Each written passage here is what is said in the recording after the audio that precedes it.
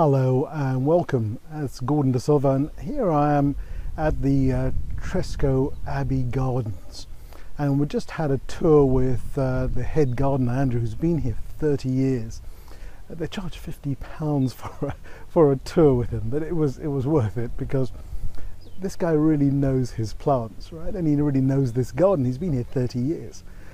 And I asked him what it was like when he first came here 30 years ago, and it clearly wasn't in the same state it is in now. It was much worse and much less tended. And I asked him how he gets started on a project this big.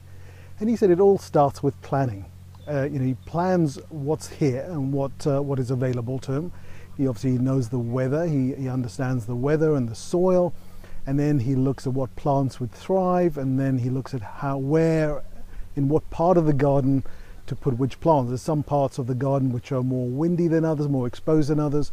There are other parts that are more shady than others, and so he plans his plants and his activity in that way.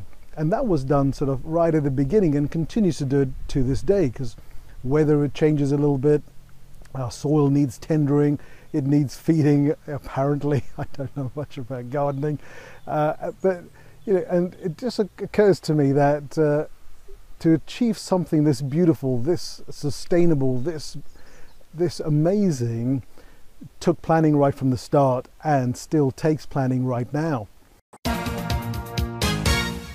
And let's draw that analogy with businesses. In business, sometimes my clients will plan before they start the business. Sometimes they don't.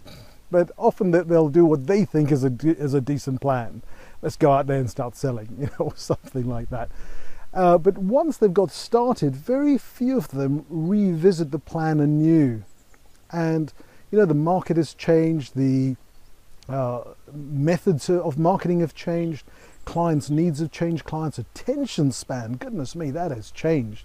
When I started marketing 30 years ago, people had a chance of sitting down and maybe even taking a call, or maybe reading a letter and stuff. But now, you've got about 3 or 4 seconds to make an impact. And if you don't, you're out of there. They're on to the next thing, because there's so many demands on people's attentions, and yours too, mine too, right? Inboxes are full, our texts are full, we get calls and team interruptions and all that sort of stuff.